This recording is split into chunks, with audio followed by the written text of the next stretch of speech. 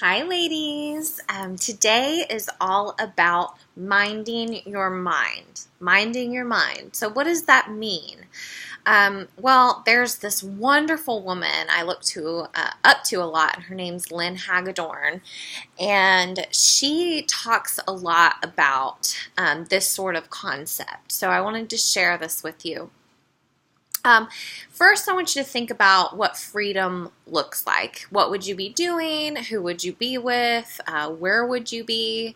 What does that look like? Freedom, and it can really be, that thought towards any aspect. What is freedom in your personal relationships, within your financial life or your health life? Anything really. So, what is freedom, and what does that look like? So whatever freedom means to you, physically, business-wise, whatever, we have goals that we're trying to get there. And those goals are our harvest, okay? They're our harvest. So our mind is like the soil. Soil needs irrigation, it needs water, it needs sunshine.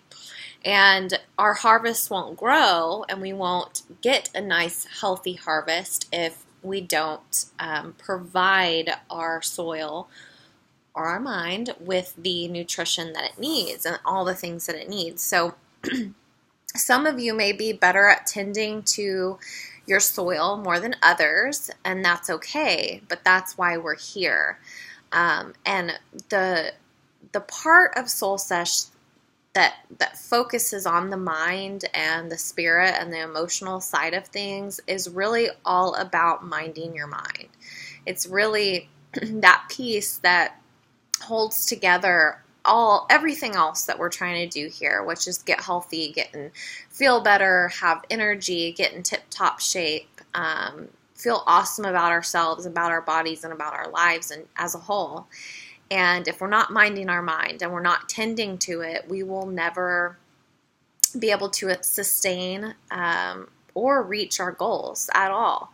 So there are these pieces that people leave out. And so maybe even some of you don't, pay any mind to these videos or really care about this side of things. But I am here to tell you, from just watching some of my clients and from my own personal experience, that is completely impossible to reach a physical goal without changing and shifting emotionally and mentally. So I want you to try to think about your mind as that soil. Kind of get yourself in that space where your mind is your soil, and what are we going to do so that our harvest can grow. And a lot of those things are things like meditation, things like watching these videos, things like listening to podcasts, or anything that will be fruitful for your life that works for you. Exercise is one of those things. Nutrition is one of those things, but there are many other things that go into it. So that you can have fertile soil, okay? So if you don't have fertile soil and your soil is rocky, what's going to happen? Well, not only will you probably not reach your goals, or even if you do, it will take a longer time, or you won't be able to sustain those goals, but weeds will pop up.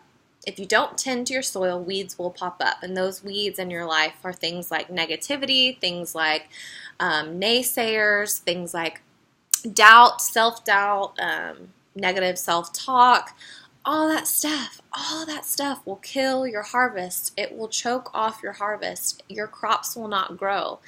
And so that's really what we're trying to tend to. And I will say that all the things that the one thing that successful people have in common is their ability to realize there will be hardships, okay?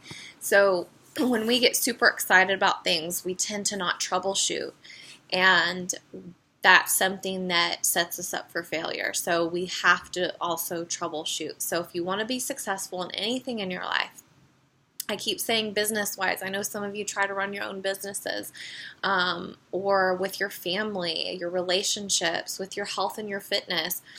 You have got to, pay attention to these things and expect that there will be adversity that you'll have to overcome, that there will be things, roadblocks and hardships that will try to derail you. And what are you going to do when that happens? What are you going to do? That's what troubleshooting is. So if this happens, if I come across where I'm feeling this way, or there's a naysayer, or there's something trying to derail me, what am I going to do? And you have a plan set up for that. That also sets you up for realistic expectations, that it's not going to happen overnight. And that leads me into talking about commitment. So I think it was a post recently. It was a recent post, but I said something about commitment and how commitment is really continuing to stay on track long after you said you were committed, when the feeling passes. So we might feel super committed one day, and then the next, or a week later, or a month later, we're not feeling motivated or committed anymore. In that moment. But true commitment and true success means that long after the excitement and the rainbows and butterflies have passed, you still follow through with your word. And it breaks my heart when some people make this commitment. They're super excited and they're super eager to get started on something new. Take your health and your fitness, for example. Yes, I'm ready to go 100%. I want to do this for me. I want to feel my best, look my best, feel comfortable in my skin. I've got a vacation coming up, whatever it is. And they feel super excited, and then it breaks my heart whenever they let that go. Whenever they're having a rough day, or they don't feel like they have the support that they need, or they're feeling tired and not motivated, anything like that, and they let that derail them. They don't hold on to that feeling. And honestly, I get it, guys. I get it. I wake up some days and I seriously don't. I just say, why do I do this? Why do I do this? I can't remember why. But I have to trust that when I made the commitment, that in that moment I knew what was best for me. And guess what? When I follow through in the times that I really don't want to the most, those are the times that growth happens for me. Those are the times that my confidence grows, that I believe in myself more. That I go, dang, I really didn't want to go to the gym, or I really wanted to eat that entire cake, or order that entree that doesn't go along with my goals, in line with my goals.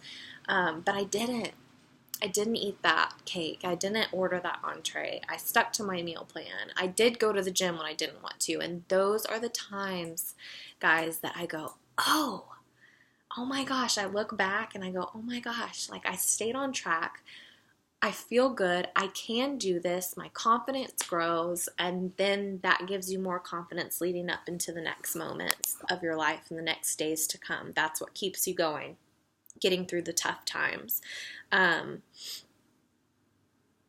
So overall, minding your mind, doing things that are healthy for your mind so your harvest can grow, so that your soil is tended to, and keeping that going. So when there are times of adversity, when there are naysayers, when you do have self-doubt, when you're the one naysaying yourself, is that a thing? You're naysaying yourself. That you have a plan. The troubleshoot plan. Oh my gosh, I feel like I'm about to go off track from my goals. What is my plan? Well, is it to call a friend? Do you have somebody? Is it to post in the Soul Sesh group? Is it to email me? Is it to meditate on it? Is it to pray about it? What is it? What is your plan to get through the adversity? What is your plan? And what's your plan to get back on track when you do get derailed?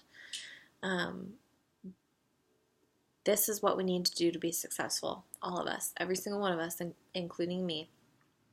So make a plan, write it down, do what you have to do. All of us are different, but overall, in general, we all need this support. So good luck with that. I would love to hear what you guys are doing, because I know y'all probably do things that are really great ideas I've never even thought of before. And same with you guys. We all need to share with each other what helps us, because it may be something that can help the next person. And that's what we're here for, to help each other. Help each other. All right. So nice chatting with you guys. I miss some of you. Some of you have started disappearing on me a little bit, so don't think I don't notice. All right, y'all have a good one. Bye.